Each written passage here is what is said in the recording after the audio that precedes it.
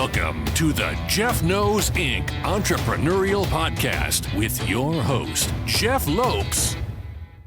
Jeff has over 2 decades experience as a serial entrepreneur, building brands like Kimura from his home basement to a multi-million-dollar global brand that has sold over 250,000 pairs of boxing gloves. Jeff's here to educate, guide, and drive you on the process of bringing your ideas and dreams to reality with the inspiring stories from some of the top business minds. Welcome to episode number 107 of the Jeff Knows Inc. podcast. I'm your host, Jeff Lopes. Super excited to have on today our good friend, John Hulen. John is the host of the podcast Relationships and Revenues, public speaker, coach, tons of layers here. Great conversation. We dive into relationships, we dive into family. Sit back, everyone, and enjoy. We are live in the Jeff Knows Inc. podcast. I'm your host, Jeff Lopes. Super excited to have on. Big smiley over here. John Hulen, how are you, brother? I am fantastic, brother. How are you? Fantastic. John is a podcast host, certified coach, speaker. There's so many layers to you. We're going to talk about a lot of things today. Usually when I start our podcast, we usually dive into where the guest is currently in their life and what they're currently doing. We're going to switch it a little around with you. We're going to start off with John as a child. Let's start off. Hey. Let's get in deep today. Let's start off with John growing up and give me a little rundown of how you were and how were you with this kid? Where'd you grow up? How many siblings you had? Just give me a little rundown. Okay, sure. I was born in St. Louis. My for those of you who are wondering, I'm 51. So 1970 is when I was born. Grew up in St. Louis. They refer to things in counties. So not these little suburbs where you live, although they have them, but it's what county. So it was South County is where I was born and I grew up for about 7 years until my parents got divorced in 1979. When my parents got divorced, I went with my dad. My sister went with my mom.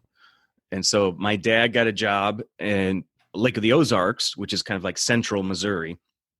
Like the Ozarks, this TV show Ozarks? Yeah, the TV show Ozarks, there's Lake of the Ozarks, and then if you go a little further down into Arkansas, something's called Table Rock Lake. So kind of that entire area is referred to in general as the Ozarks. Branson is considered part of the Ozarks, so it's kind of really big. But there's an actual lake called Lake of the Ozarks, and that's where we lived. My dad was a service manager at a marina. So it's kind of like being a service manager at a car dealership is just for boats. Yeah. So we lived down there for a couple of years. My dad got remarried. We moved to the Kansas City area, specifically Grandview is where I, with my growing up years. What else to tell you? Soccer was my big thing. I loved playing soccer. You did. So when your parents separated, you were 7 years old. How old was your sister at the time? I was 9 when my parents got divorced. My sister was 2 years younger than me. She's 2.5 years younger than me. So she was 7, 6.5? 6.5, 7 range. Yeah, when that split happened. First off, I mean, that's you were at that age where you truly could gasp and understand what was happening. You're at a good age to understand. So you're that emotionally changing age. How often did you see your mom? Because you did move away. Right. That's a good question. I want to put one little detail in there that may help clarify some things. My dad told me 2 years prior that the divorce was going to happen. So at 7, he told me it was coming. So essentially I was waiting for the shoe to drop for 2 years. Now there's a whole psychological bend to that. And I don't know if you want to get into that. We can, but the point is you were asking about, you were asking about my sister? No, I was asking about yourself. Like when you guys did separate and you moved. Oh, with my mom. How often did I see my mom? Yeah. Okay. Yeah, it was weird. We moved down there. It was in August. So Christmas of that year, my mom actually came down to visit and stayed with us. And it was very weird and very confusing. And it was just, I think my parents were trying to think about reconciling, but they were a combustible couple, if you know what I mean. It never really worked. And so it was over. And not long after that, my dad met, and when I say not long, I mean a week later, my dad met a woman who became my stepmother. So he met her New Year's Eve, 79, sometime right after my birthday. My birthday's in March. Yeah. Sometime right after my birthday, they got married. Like 3 months later. Wow. Yeah, they were married. So I had a stepbrother and stepsister who were older than me, live with us. And then my dad got the job in Kansas City. So we all moved up here. I say up here because I still live in the Kansas City area, different part, but I still live here.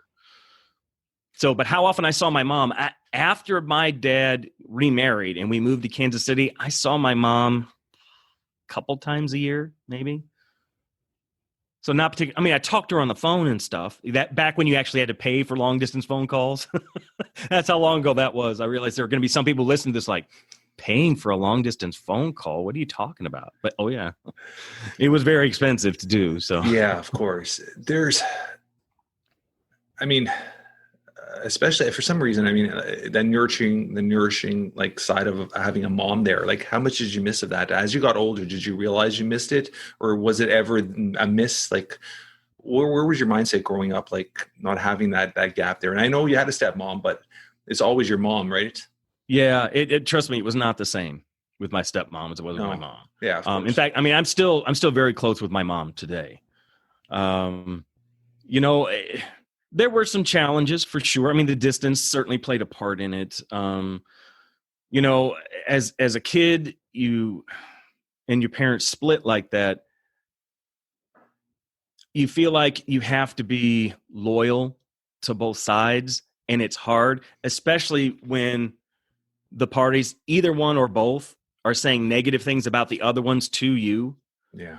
That made it very challenging. And so then, of course, you feel like you have to defend the parent who's things were being said about him or her. And so that was challenging for sure. But as far as your question about my mom, yeah, I missed my mom a lot. I mean, I love being able to see her, but deep down inside at that point in my life, I knew I was in the right place, meaning I knew I needed to be with my dad. There are a lot of reasons for that. Can I ask you why? Why would you say that? That's a very powerful statement. It is, and that is something I would probably answer offline. Okay. More so to be respectful of my mom. Yeah. Okay, I appreciate that. Because my mom listens to my interviews. So yeah, I appreciate that. How's your relationship with your sister now that you're grown up? I have one of those families that is just kind of weird. And what I mean by weird is we're not particularly close. None of us. When I got married, I married into a family that was very close. And I got to see firsthand what it was like to have a family that was kind of there for each other. It did things with each other all the time. It was almost like I was in a TV show, like an after school special sort of thing. That's what it felt like to me because I didn't grow up with that. Yeah. And so it was kind of surreal, but I loved it. And then we'll get into more of my story later, so I don't want to jump too far ahead, but that was something that I really enjoyed, and it made me realize deficits in my own family. So it's not like my sister and I don't care for each other and don't like each other. That's not true at all. It's just she lives halfway across the country, and she lives in Florida, and she has her own family and her own things going on, and I have the same kinds of things. So it's been difficult with her. Do you guys talk ever? Like how many times a year would you guys pick up? We talk a few times a year. Yeah. So not particularly often. Probably she and I need to do a better job of doing that, especially as our parents age. We definitely need to do a better job of that. And I'm not pointing the finger at her. Trust me, I am pointing it. Anytime, of course, you know this. Anytime you point the finger at somebody, you got three pointing right back at you. So. Yeah. Why am I saying that is just, and this is something I've been talking a lot about lately in a lot of my podcasts and interviews and stuff is how I've realized the last 2-3 years how much more I appreciate time as a currency. Oh yeah. And as we're getting older, it's something that we look at, John, and we look at our parents and we look at our siblings and we look at how much time we truly have. And somebody just gave me this the other day, and they said, let's take the number 80. and 80 is the average age an average person lives nowadays. Now, to subtract your age. Yeah. So how old are you said? I'm 51. Okay. So that gives you 29 summers roughly left in your life. Yeah. Scary. That is scary. So it makes you also realize, are you first off doing what you love? Do you what you have a passion for? Second, are you spending the right time with the people in your life that you want to be with? And are you spreading that energy around to the family members that might not be around you so much longer? So there's so many ways you could look about that, right? At the same time, Right. too, you only have 24 hours in a day. Maybe there are individuals in your life, even though they're family, they shouldn't be there. They are wasting your time. So there's ways even to push people away when you think about that as well. True, absolutely. It's important to, for me anyway, to, with some regularity, do that sort of self-reflection and figure out, okay, it doesn't start with the other people. It starts with me, figuring out who I am, who I want to become, where do I feel like I'm going, where do I need to be going, and who should be a part of that journey. Yeah. I mean, that for me is because it starts with me. Because if I focus on the other folks and I'm not sure about who I am and where I'm going, I could very easily have the wrong people with me. Not because there's anything wrong with the people, but because it's just they're not aligned. It's not a fit. No, they're not aligned with your path. 100%. Yeah, I'm in the same understanding as you. I do believe that. That's exactly what my mindset is. You have to align, and it's constantly changing. Your path, your thought, it could change overnight. It could change by a split second of something happening, an occurrence in your life, a moment in your life. So it's being able to alter and reevaluate every moment and figure out your next path, like who's the right people that are going to be there by your side, right? Yeah, I appreciate that. Sure. So let's fast forward a little bit. Okay. You got married at what age? I was 24. Young. Do you think it was you were too young at that point, or you were at a good age when you got married? I don't think so. I was at a good age. The person I married was younger than me, 5 years. She had just turned 19 when we got married. Just to kind of set the stage for everyone. Yeah. Mother's Day, 1994, which was May 8th. There's a reason I know the date. My best friend and my roommate in college, he and his sister and 3 other students at the university I was attending died in a car accident. Wow. Yeah. So that was May 8th. 2 weeks after that, I graduated from college. And then 2 weeks after that, I got married. So those 3 things happened in 1 month. Yeah. Yeah. The first and the wedding was planned already. Oh yeah. It had already been planned. Okay. Yeah. Okay. In fact, the first 6 months I was married, I have almost no memory of. I mean, there were pictures of things we did and places we went. I don't hardly remember the honeymoon at all. I started grad school during this time. In my first semester at grad school, I don't really remember that much. Sometime around Christmas is kind of when the fog lifted. Explain fog. Was it more? It was a depression. Sure. I was going to say depression and denial that what was really happening or what had occurred. Oh, it wasn't a denial. No, I knew it had. It's just my body didn't know how to deal with it. How to accept it. Yeah. I mean, I knew it was there. I knew the reality of it. It's just, I didn't know how to move forward. Yeah. Emotionally, I didn't know how to move forward. I mean, physically and in the day to day, I did. I mean, I existed, but I didn't live, if that makes sense. No, 100%. So which I know was really hard for my wife at the time. I knew it had to be really, really hard on her.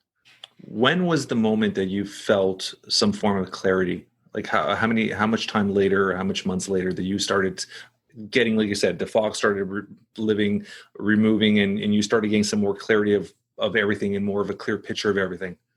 It was probably between Thanksgiving and Christmas of that year, so about 6 months. That's when things really started. Did you see a therapist, or you did this on your own? I did it on my own. It's funny you mentioned therapists. Not that anyone had mentioned to me going to therapy at the time, because nobody did. Yeah. But the interesting thing is, growing up, I had some encounters with some therapists, and I am using that term very loosely right now. Okay. I saw what I believe to be were some quacks, to be honest with you. Okay. And it really stunted my emotional growth from seeing these folks at a young age. It really, really did. Interesting. Yeah. I mean, I'd be happy to give you an example of what I mean. Yeah, of course. Yeah, 100%. All right. Well, so my dad and stepmom had the family go and see a therapist. I was probably 12 at the time, about 12, maybe 13, but I don't think I'd made my teens yet. So this therapist met with each of us individually. So I go in there. Now, of course, at the time, I think may have been common practice. This this man had me doing the ink blot test. Okay. What do you see in there? Yeah. I'm 12 years old. This is an adult. I'm taught that if an adult asks you a question, you answer it. Yeah. So I did. I started answering his questions. What do you see in here? What do you see in here? So I started answering him. We do like 3 or 4 of them. And then he stops. He stops me and he says, hold on. He leaves the room, goes and talks to my parents. Our session's done. No one told me anything after that. All I know is my parents wouldn't let me out of their sight for like a month. So this guy, I think he thought something was mentally unstable with me because of whatever I saw in these ink blot pictures. So that was my first real experience with someone who called himself a therapist. I'm not sure I would refer to him as that, but that affected me later on in life. And I mean, so much so that I kind of fought against getting help when I should have in a couple of instances. Yeah. I can see that. I mean, I'm personally, on a personal level, I've never gone to a therapist. I never found the need to go to one, but I've had friends going through dramatic situations in their life. Mm-hmm. And I've heard some positive stuff. I mean, a proper therapist is essentially a life coach, right? You're there to listen. You're there to intake and listen. You're not there to tell or push, right? And sometimes you just need somebody that's unfamiliar to talk to. Sometimes, the way I try to describe it to people is this, because part of what I do is coaching. Now, some of what I do is life coaching. That's not all the coaching I do. But I have people ask me that because there are times when our conversations start getting into some deeper stuff. Mm-hmm. And I'm like, and I have to say, well, time out. What you really need right now is therapy. And that is not what I do.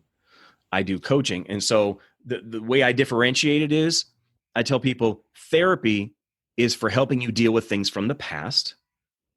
Coaching helps you deal with things as they are and helps you get where you say you want to go. I emphasize the word say because sometimes on the journey, you discover where you say you wanted to go is not where you needed to go at all. And that coach helps redirect you. Yeah. Just little nudges here and there along the way to help you get to that point where it's going to be the most helpful for you. Yeah, I love that. That's a great analogy of coaching. So fast forward, how many years were you married for? And then we're going to get into your children and all that stuff. Let's talk about just shy of 16 years. Okay. And this is one thing you're very open and very passionate about explaining, and not always explaining, something you've said many times to myself, and I've heard you say in other conversations and in dad talk and whatnot, is you feel your separation could have been avoided. Yes. Let's talk about that a little. I think that's a very powerful thing for a lot of people to hear that are going through situations like that right now. Okay. Well, I'm going to start off with something that played a part in it. 100%. And there isn't any one contributor. There wasn't one thing that like broke the camel's back. It's just a combination of a whole lot of things over the years. I don't know for sure that your entire audience is made up of entrepreneurs, but I suspect there are a lot. Yeah. And do you know what the national average is for entrepreneurs when it comes to divorce rate? I know in Canada, I don't know what it is in US or nation and national, but in Canada, I think it was a little over 55%. This was based on a study from Harvard Business School in 2018. Yeah. 65%. Yeah, I believe it. And for those of you who don't know a lot about stats, I have a couple friends who actually have PhDs in statistics, which first of all, I didn't even know you could get, but apparently you can. And what they told me is that a 15% increase in anything is considered statistically significant, which means you need to pay attention. Something's going on here. Now, realizing, of course, you have to break all that down and figure out, okay, what exactly is going on in each couple's situation. But now this isn't true across the board. However, many of the situations, it's one person is the entrepreneur and the other person has a traditional or what we sometimes call regular job. Yeah, right here. Yeah. And so it can be very difficult if you're not having the kinds of open and honest communication that is so necessary in a marriage. I mean, that had a lot to do with ours is not having the kind of communication. I mean, I'll go into another one. We didn't have a regular date night. We didn't. And if we did have date night, she set everything up. Everything. She figured out where we were going, what we were doing, made sure the kids were taken care of. All I had to do was show up. Yeah. Many times she'd already picked out what she wanted me to wear anyway. So, I get ready and we go and be fine and all that sort of thing. But again, it all had been on her to figure that out. Gosh, so many other factors. Oh my gosh, so many. So what you're trying to explain is you took her for granted. Oh, for sure. Yeah, absolutely. I did. And I think a lot of people go through relationships and that is a common denominator for a lot of separations. And I do believe that is you take the other person for granted. You never really truly understand what they're feeling or thinking or going through. Because I didn't ask questions. Yeah. I didn't ask because I didn't want to know. I mean, did you not want to know? Not consciously. Yeah, I was going to say. But unconsciously for sure. I just didn't want to know because I was afraid of what she was going to tell me. Was it that, John, or was it you're so focused on yourself and what you were trying to accomplish that you just thought everything else was fine? If there wasn't a fire, there's no reason to pull out the water. I don't think it's an either or. I think it's a both and. Yeah. So I think there were many factors. That definitely was one for sure. If there wasn't something that was just, if the kids aren't dying and you're not bleeding in the street, it doesn't need my attention. Yeah. I need to be doing other things. Yeah. But I think that's what you're saying is as much as a lot of individuals will not admit it, I think is a very, very common thing. And it doesn't even have to be entrepreneurs. I think that is very common right. in certain careers that people that they're so involved in their day-to-day operations of their job that when they get home, it's just like, it's their safe haven. It's like everything else is fine at home. Like wired police officers, my best man at my wedding, when two of my closest friends were all police officers, wired police officers, they're all divorced. My best friend at my wedding has been divorced twice. And it's the exact same thing. It's where you're so focused on your day-to-day stresses, anxieties of your common job that when you get home, you just feel like everything's fine here. It looks fine. Let's just let it be. Right. And you never truly understand what is happening in your home life. Yeah. It was essentially rotting from the inside out. Yeah. Is what was going on. Because everything looked fine on the outside, but the inside, it was just falling apart. And honestly, by the time I realized how bad it really was kind of too late. It really was. And that's because this is just a little bit of teaching time here from me. Yeah. And hopefully, other people, men and women alike, if you can get something from this, I hope that you do. It's not just paying attention to things. That's not quite enough. It's being fully engaged and fully present when you're at home. I mentioned that date night thing, and there's a reason for that. In date night, it's not about the fun part of it. I'm not saying fun isn't important. I'm saying that's not what's key. It's spending regular time together, and you're not talking about things like you're not talking about the bills. You're not talking about errands that are coming up or what's going on with the kids. You're not talking about any of that stuff. You're asking her, baby, what's going on with you? Tell me some of your dreams that you've been afraid to talk about. Tell me about some of those. And you share some of the same things back with her. And it's like, okay, where do we want to be as a couple? Even as short as a month from now. How do we want to be different as a couple and growing together? What is that going to look like 6 months from now, a year, 5 years from now? What do we want that to look like? How do we become the couple that others come to for advice? That's, if I ever do get remarried, Jeff, that's what I want. I want to be in a marriage where we're the couple that others come to. It's like, that's what we want. They're not perfect. No one's perfect. But they're working on it, and you can see it. Yeah, yeah. They actually, and I'm going to use this word on purpose, they treasure each other. Yeah, yeah. And that is huge. Oh my gosh, so huge. Yeah. I mean, honestly, what I think happens for men many times, this is my belief. I don't put this on anybody else. Yeah. I believe that within inside of men, it is hardwired into our DNA to pursue. We know how to do it, man. We do. But something inside of us changes. The moment we get married, there's like a switch in our brains that gets turned off. We got her. Don't need to pursue anymore.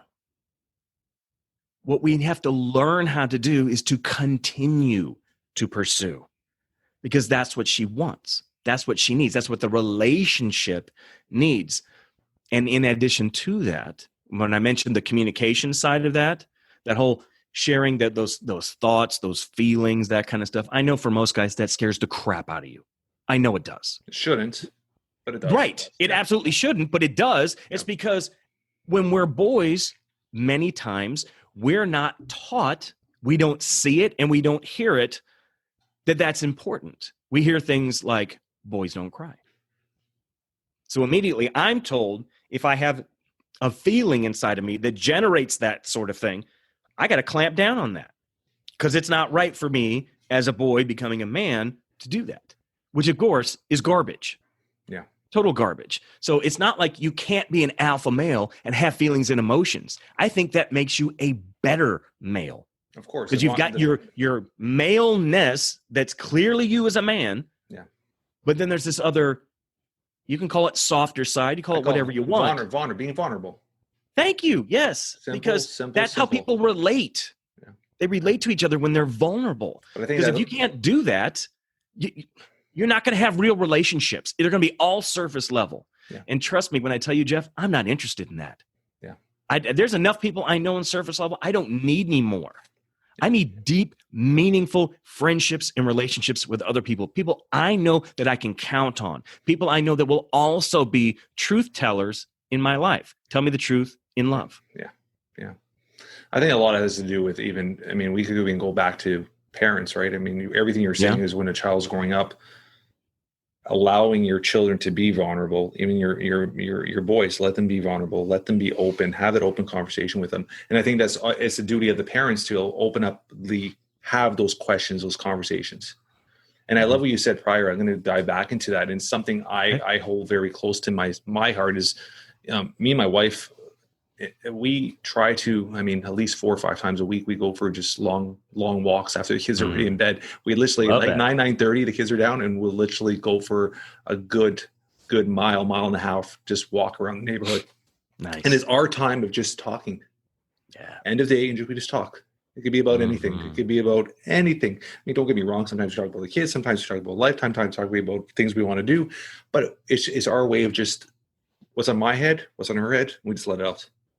And I think that helps so much, to the point where we've been married for so long, and I think we talked about this before. We have this very weird dynamic where my wife's the very nurturing, loving one. I'm the military. I'm going to get my kids to be the best that they could be, teach them by example. But I'm always the dad that's there. I'm always there. And because of that, we have that different dynamic. So the kids get both sides. But as a couple, we've been married for 18 years, and I tell everybody this: we don't have one bank account together. She has her bills, I have my bills. She's very independent. She has her career, I have my career.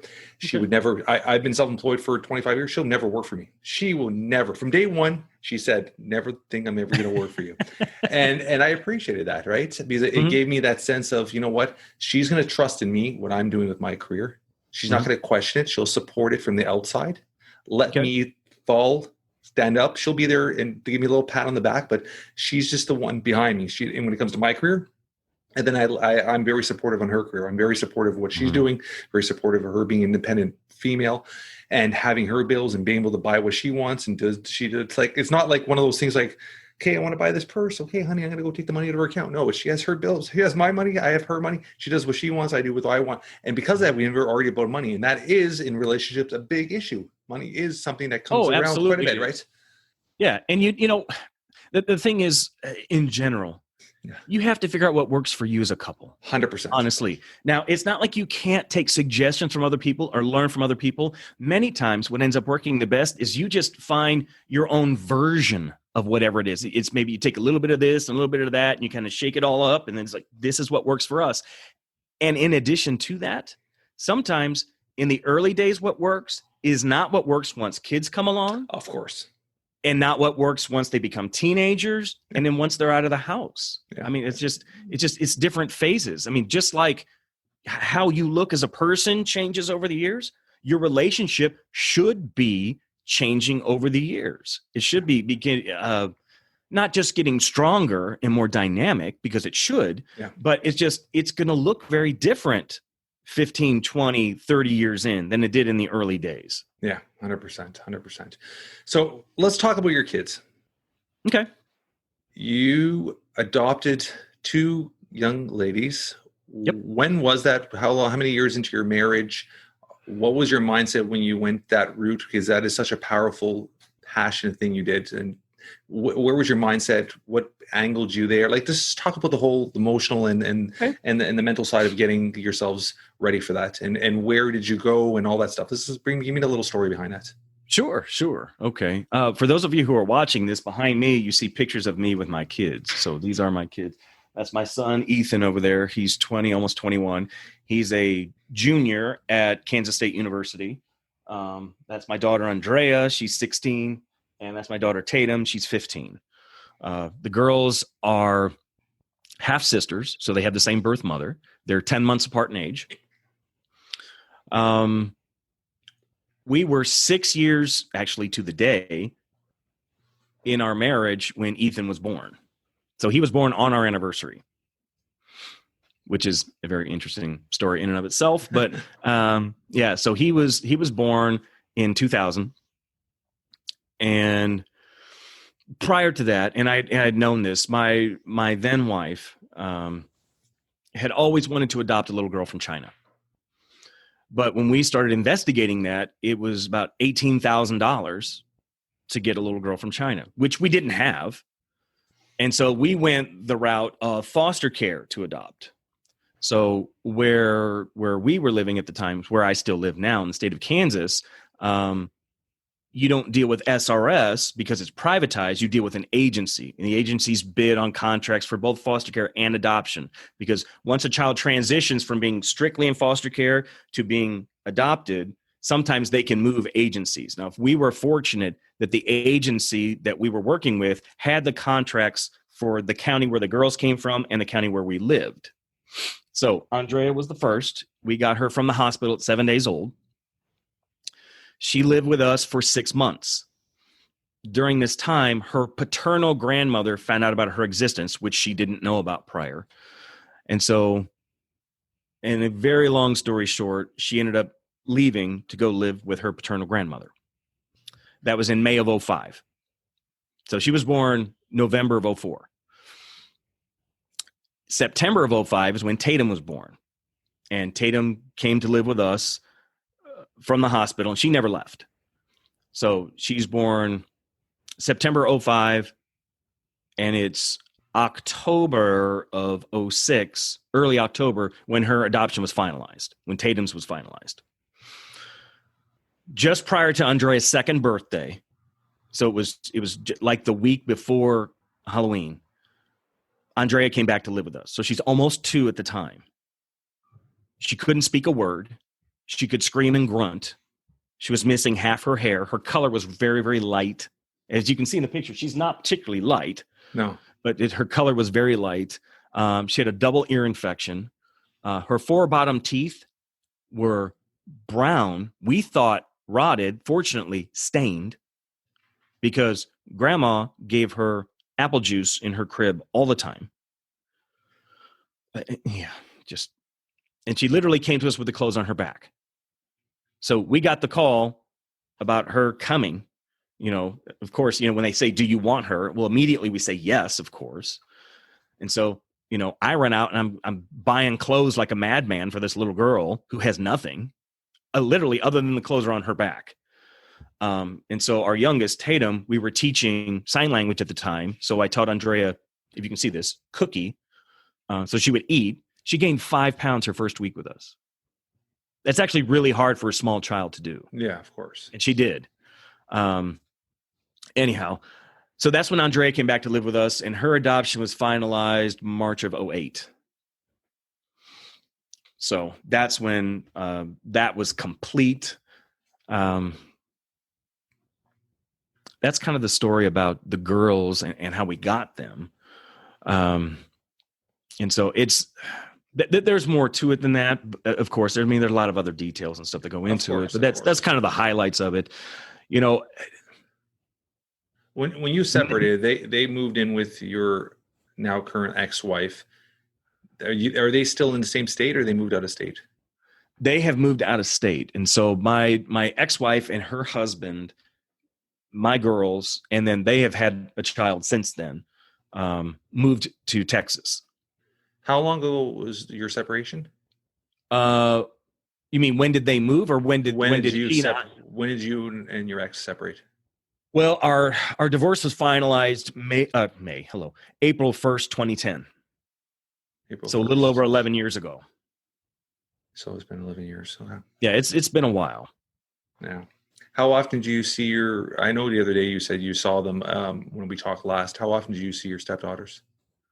Well, they're not my stepdaughters. Oh, they're your daughters. Yeah, your daughters. Yeah, they're my daughters. Yeah. But well, prior to COVID, yeah, I was seeing them 3, maybe 4 times a year.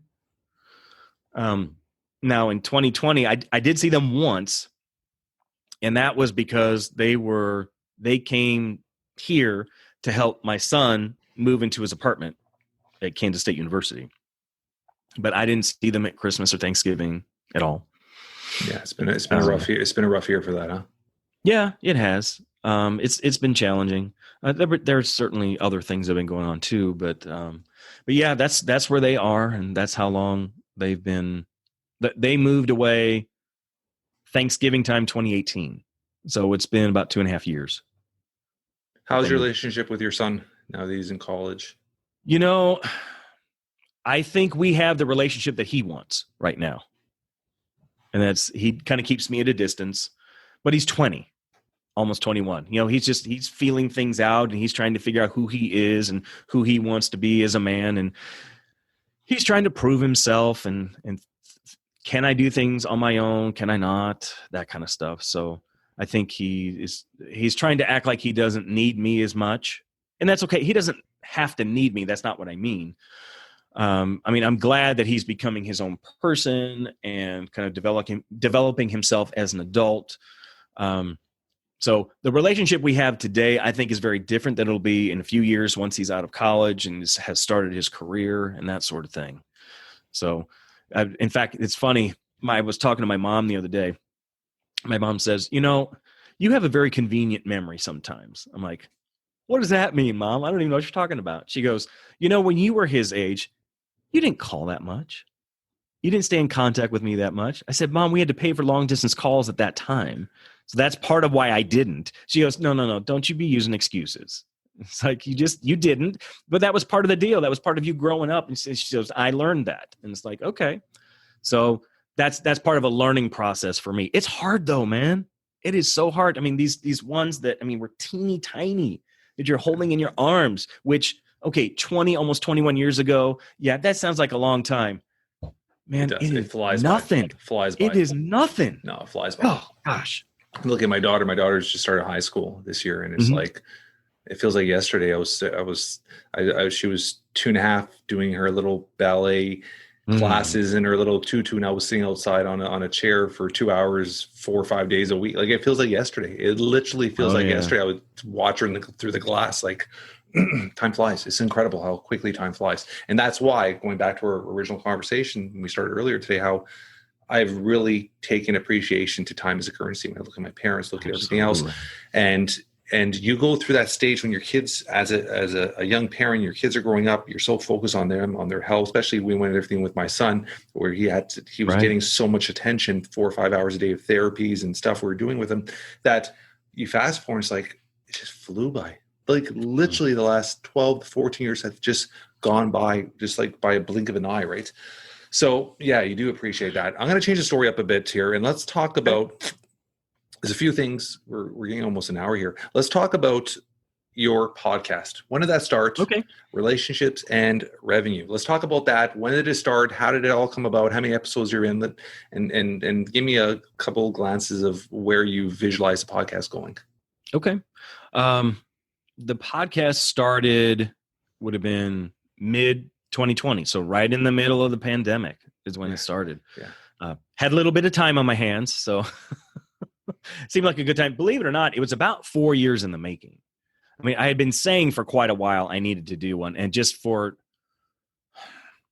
lots and lots of what I call reasons, really excuses, I didn't. Yeah. So I started. How many episodes? We're dropping episode 45 today, which is April 6th, 2021.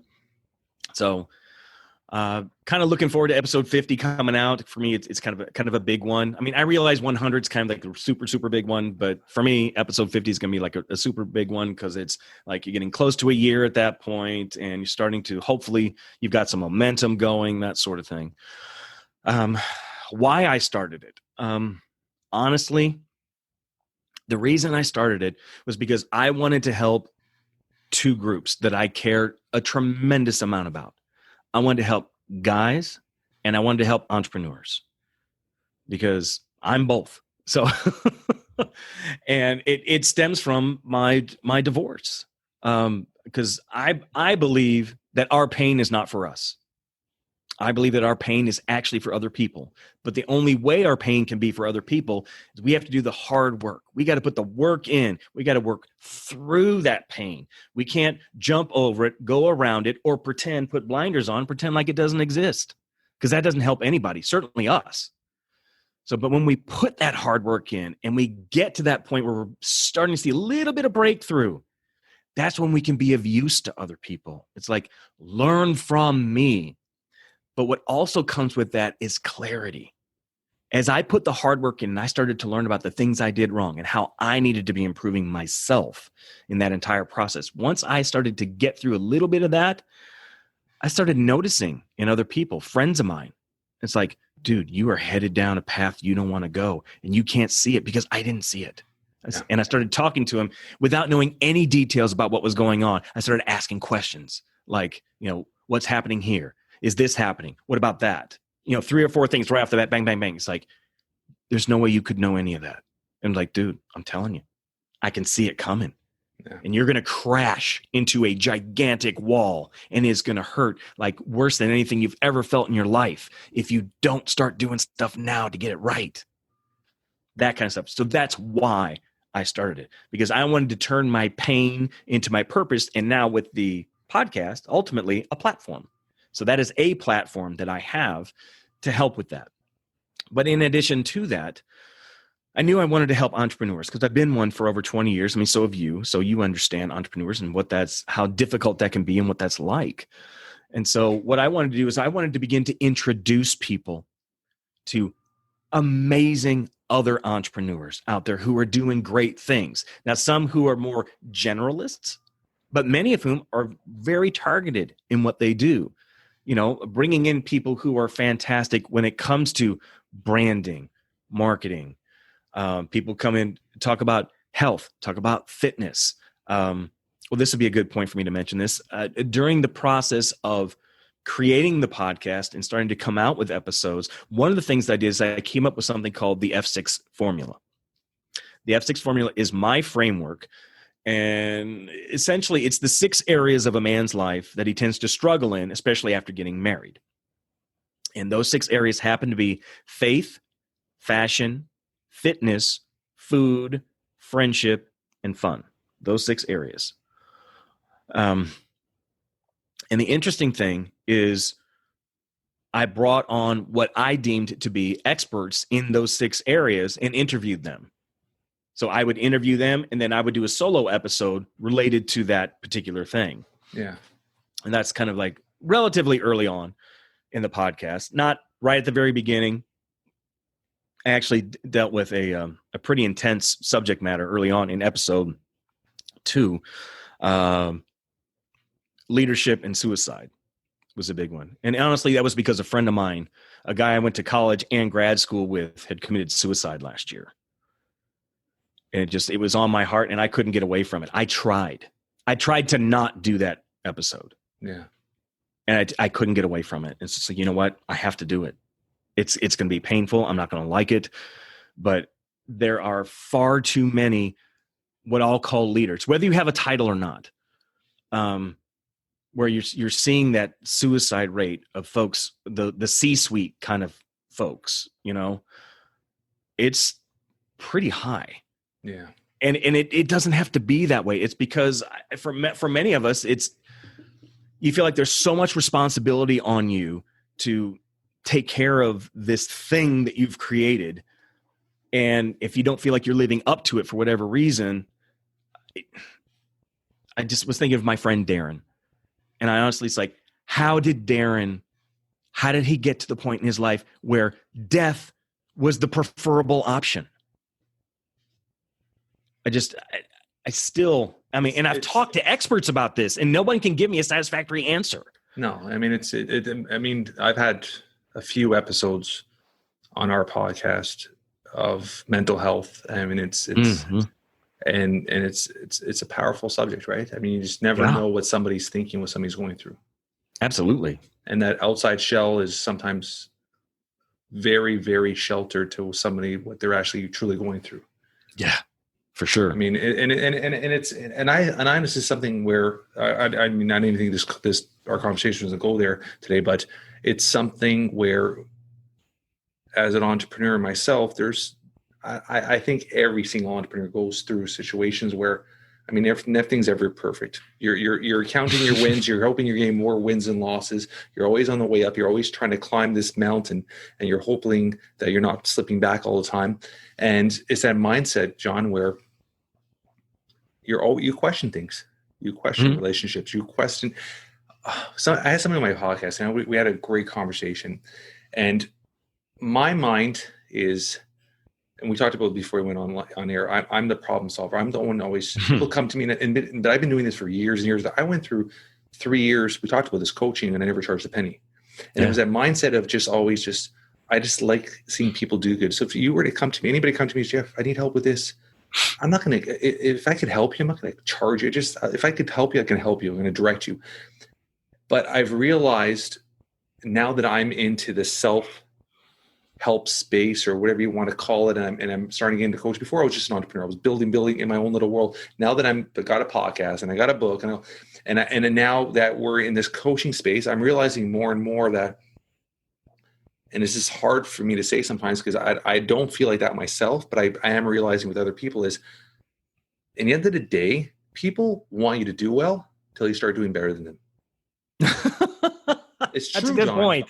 That's a good point. Very true. Yes. And a lot of people won't admit it, but it's that mindset of you guys are doing well. And I've noticed from day one, since I started this journey last April, started the podcast, started reading a book, started getting certified as a coach, started really pushing the coaching business, building the platforms. People from day one are like, oh, this is awesome. And all of these guys from the beginning that were so motivational and they're so helping me, now they're seeing how quickly I've grown. And now all of a sudden they're not so supportive. They're more in the back. But you get that a lot, John. But I'm not like that. I don't care. In my mind, I'm not wired up that way either. No, there's 8 million people in this world. There's enough clients for all of us. There's enough people to help. Yes, but absolutely. You have a lot of, and it's just whether people are going to admit it or not, people do not in general want you to do better than them. Which is so sad. But do you not agree with me with that? No, I agree. There's plenty of people who are like that.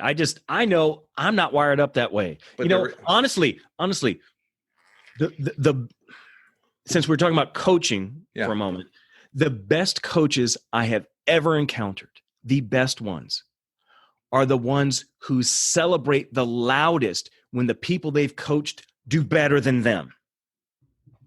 Oh my. Absolutely. Yes. 100%, man. Oh, gosh. That's See, that's me. That's my mentality always. It's, I think about it in terms of people that I hire to do things for me. Yeah. It's like, if I could do it great, I would. But guess what? I want to hire somebody who's better than me. Yeah. I want you to outwork me in an area. Make me find something else to do. Yeah. That's what I want. I want to see people so explode with success. Yeah. And again, I realize that can be very difficult to define. Yeah. That whole idea of success, because it is different for everybody. For me, success has absolutely nothing to do with money. Never has, never will. It is not about that for me. 100%. I'm the same mind frame as you. 100%. To me, wealth is freedom, right? Freedom to do what you want, when you want, how you want.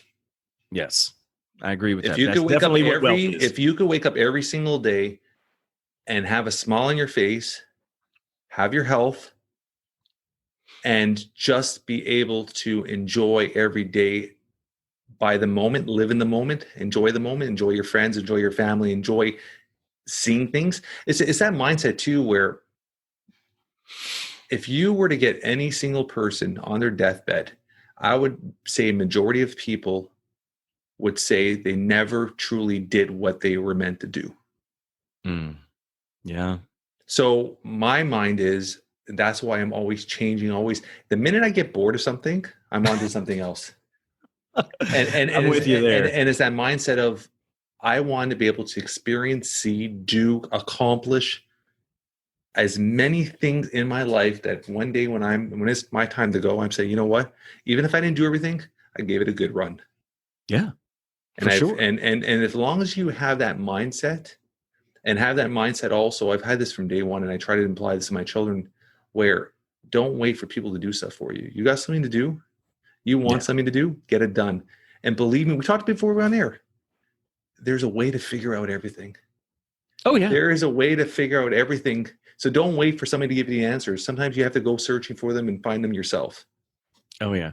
Honestly, one of the things that I miss, and I realize I am not anti-technology. So anybody, please do not hear me say that. That is not what I'm saying. However, I do miss the days when I'll talk about, just say kids, because I can remember being younger. There was no such thing as looking things up on the internet.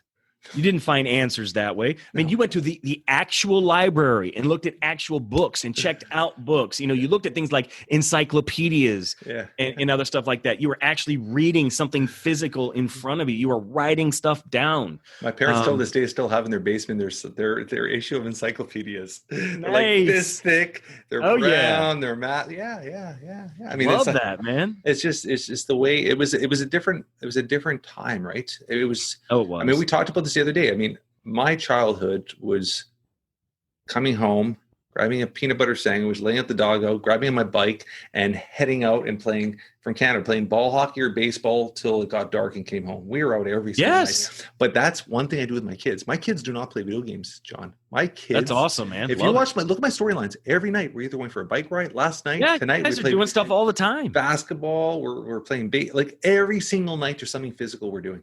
That's good. Every night. I remember the same thing, man, when I was a kid. We weren't allowed to be inside. No. It's like, unless you were sick, you were outside. I mean, you do your homework, obviously, but when that's done, you just go. Yeah. Actually, I can remember when I was younger, a lot of times you didn't do your homework when you got home. You went outside and played till it was dark. And then you came home and did your homework. Then you came inside and did your homework. Yeah. Because they wanted you out of the house. And you were in a neighborhood, all the kids were together. Well, in addition to that, if you got in trouble, every parent on the block could discipline you. Yeah. Every parent could. It's like, and if you got in trouble at somebody else's house, oh man, were you going to get in trouble at home? When I grew up, we grew in Toronto, Canada, downtown Toronto. And it was all these streets, and it was so many kids our age. So we had ball hockey teams built per street. So our name was our street. And we would have tournament, like games, like tournaments between all the streets. There's like 8 or 9 streets, and we meet in somebody's laneway or somebody's street, and okay, this team playing this team, the next street, this team, and then we'd have these tournaments and stuff. Like, oh, that's cool. Where do you get that? You don't see that ever again, unless you're playing an organized sport. You ain't seen that with just a bunch of kids getting together and just no, you don't see that anymore, right? That is a shame. Yeah. This has been a great conversation. It went a lot of areas I didn't think it was going to go. I thought we were going to talk more business, talk more stuff, but that's the great thing about a conversation, right? I try not to have any set questions, and I just try to have a good conversation. Today was another good conversation. I think we need to continue this conversation on a couple more podcasts in the future. Oh, for sure, man. I just have one little question I'm going to ask you, and I ask all our guests to finish off today. If something were to happen to you today in a few words, how would you want to be remembered, described by your loved ones? Okay. I guess the best way I could answer that question is, and believe it or not, I've actually thought about this before. I think of it this way. What would I want my tombstone to say? Because that's essentially what I would want other people to say about me. Yeah. It's 2 things, honestly. It very much sums up where I am. That is, he loved God and he loved people. That's what I care about. Simple, sweet, honest. I love it. Yeah. This has been a pleasure, John. I'm going to put on our show notes how to get a hold of you, how to link up with you, social media, how to listen to your podcast. If your dad out there, or like I said, man, entrepreneur, looking for coaching too, we're all out there. We're all out to help you. John's a great avenue to pass on to. Where is the best spot for our audience to see you or hook up with you if you need it? Oh, absolutely. I'm on pretty much all social media platforms. I'm just at John Hulen. That's Hulen. But, that's LinkedIn, that's Facebook, it's Instagram, Twitter, Clubhouse as well. That's my handle on Clubhouse. And if you want to listen to the podcast at all, it's Relationships and Revenue. And anywhere you listen to podcasts, you can find it as well. This is awesome, brother. I appreciate you. Thank you so much for being on the Jeff Knows Inc. podcast.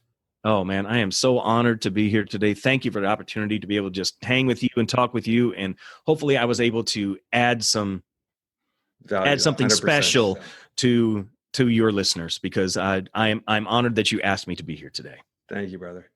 That's a wrap for today. I hope you guys enjoy this podcast as much as I did. I want to thank our guest, John Hulen, for taking time his busy schedule to be a guest on this episode. If you guys enjoy this podcast as much as I did, please tell your family, tell your friends, spread the word, leave a review. 5 stars would be absolutely amazing. We always love spending time reading the reviews.